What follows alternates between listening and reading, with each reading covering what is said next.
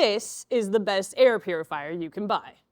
Or make. I know what you're thinking. How? It's ugly. It's held together with duct tape. If that's a deal breaker for you, check out the Levoits Vital 200S instead. We tested 26 of the most popular air purifiers, and the results don't lie.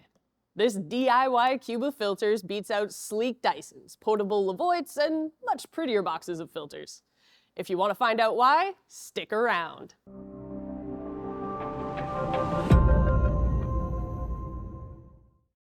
Hi, I'm Abby from RTINGS.com. In this video, we'll pick the brains of our test developer, Paya, and our tester, Kelsey, who are responsible for bringing you the results you can check out over on the website. Let's see if Paya is ready. C'est l'heure. So, what is a Corsi-Rosenthal box? So, it's an air purifier designed by two engineers, Richard Corsi and Jim Rosenthal. They had an idea inspired by the need for air purification during the COVID-19 pandemic to assemble an efficient and cheap solution to try and slow the spread of the virus. The design is super simple. It uses 4 furnace filters in a square with a box fan on top, 2 cardboard bits on the bottom and top to improve the airflow through the filters. It's sort of like the fire triangle, but for air purifiers. You want good airflow from a strong fan, high quality filters, and a lot of filter area. The design maximizes these 3 elements. Is there any part of this triangle that's more important to the others? It really is about how they all interact between each other. But the filter quality, I could say, is probably the most important. One of the key components of the Corsi-Rosenthal box are the MERV 13 filters, as they're one of the highest quality consumer filters you can buy outside of HEPA filters. You may ask, why not HEPA filters? So if we wanted to put HEPA filters on the Corsi-Rosenthal box, we need a more powerful fan since there'll be more air resistance. Can you cut down on the size of this at all, or like spruce it up in some way?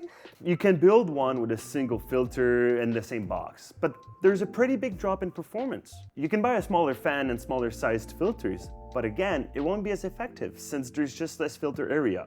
And to spruce it up, maybe some stickers? You can't really put a box around it because they'll impact the airflow. That's what we see with some of these models. They're all trying to balance this triangle, but once you put the fan in a plastic shell, you're just adding a layer of resistance.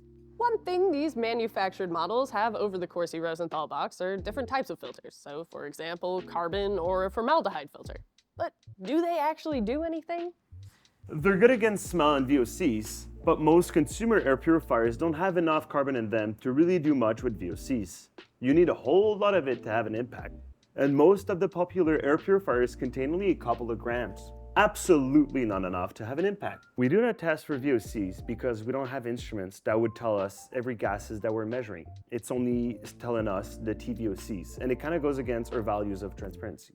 We cannot say if the Dyson Big and Quiet formaldehyde is good at removing formaldehyde, but according to the marketing, they say it does. We just can't really fact check it because we don't want to put our tester in a room with a bunch of formaldehyde. This trinity is pretty delicate.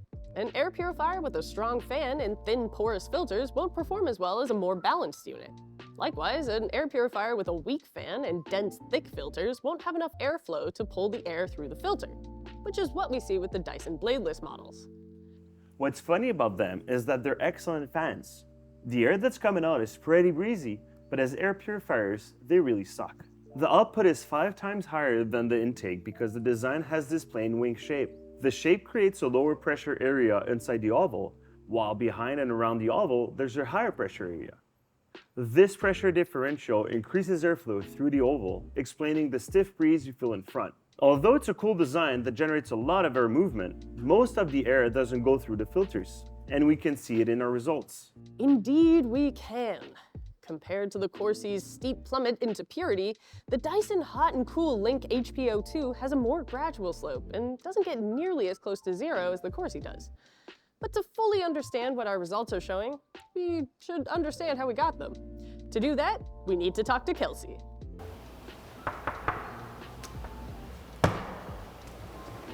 Oh, hey, Ratings. Welcome to my crib. You've really done up the place. It's really well decorated. You like what I did? Oh yeah. You like the duct tape? Love the duct tape. Love the tube, and of course, you know, pièce de résistance. Ah, très bien. We have it here in the corner to kind of replicate what we expect most users to have their air purifiers set up away. Not like dead center in the room, Yeah. like on We as actually- a coffee table. Yeah, we don't want it to be the pièce de résistance in the room. So we have it in the corner here, about an inch away from the wall. So we put the air purifier there, and then we have this. This. What is happening here? Here. All right, so this is a duct with a fan that we attach to it. And this is actually collecting the air, the ambient air in the room, and blowing it into the particle counter. And So it's going this way. Yes. Okay. And the particle counter is, counting the particles that are in the room. So it counts the microns from 0.3 up to 10 microns. So I see that this connects outside. Is there a reason why the smoke machine is outside of the room and not inside of it? So we initially did have the smoke machine inside the room, but we were encountering issues in the performance testing where we would see just random massive spikes in our graphs, and we did not understand why. And when we implanted a camera in here to see what was going on in the room that was causing spikes, we noticed that the smoke machine kept puffing out smoke after the fact. So in random times, it wasn't consistent, it was just random times. Sometimes it didn't do it, sometimes it did. So we installed it outside. So we just inject the smoke that we need to into the room, and then we disconnect the hose from the smoke machine to just avoid any additional puffs. So it fills the room with smoke, Yep. gets sucked up by the air purifier, shot out, and then gets sucked into there and blown into a particle counter. Yes. So we can see what has happened in this room because of the air purifier. Yes, exactly. We actually inject 2 seconds worth of smoke, which seems, simple, easy enough to do. But we count 2 seconds differently sometimes. So we had to resort to using the stopwatch on our iPhones. Equipped with a timer and Kelsey's insight, we wondered if we could actually see the performance of the Corsi-Rosenthal box in action. So we loosely followed Kelsey's methodology and added a green light to see the smoke better. While we had everything set up, we figured we'd toss in some other popular picks for fun, like the Levoit Vital 200S that we mentioned at the intro, and the Dyson Big and Quiet Formaldehyde BPO6. As you can see, the smoke exits the hose and makes a beeline for the box. Then it ceases to be visible. That isn't to say it's gone. We know it's still in the room because we can see the spike on the particle counter. But after just 10 minutes, it's significantly reduced. Our real test runs for an hour, but clearly with the Corsi-Rosenthal box, it doesn't need that long in a closed environment. As expected from such a great fan, the Dyson Hot and Cool Link HPO2 blows the smoke away from itself. The Big and Quiet also does, but when we see the time lapse of the particle counter, at least the Big and Quiet actually did something. Finally, the Levoit has a good showing. The smoke isn't as quick to be drawn in, but at least it doesn't disperse and blow around the room. After 10 minutes, it definitely has made an impact on the overall particle count. Alright, so it's pretty clear when it comes to sucking in air and clearing it, the Corsi-Rosenthal box is unparalleled in performance by any other consumer air purifier. But that doesn't change the fact that it's the size of a table, as loud as a bus, and the only feature it has is a 3-speed dial. And even that's dependent on the box fan you buy. The practicality of it is kind of a problem. In a pinch, it's easy to assemble, sure, taking less than 20 minutes with free instructions on Wikipedia. But if you live in a closet-sized apartment in a major city and have a hard time finding a spot for your water bottle, then maybe it's not for you. You can use a single fan, like we mentioned, but that drastically reduces the performance, putting it on par with the Dyson bladeless models, though it's a few $100s cheaper. Price is another factor here.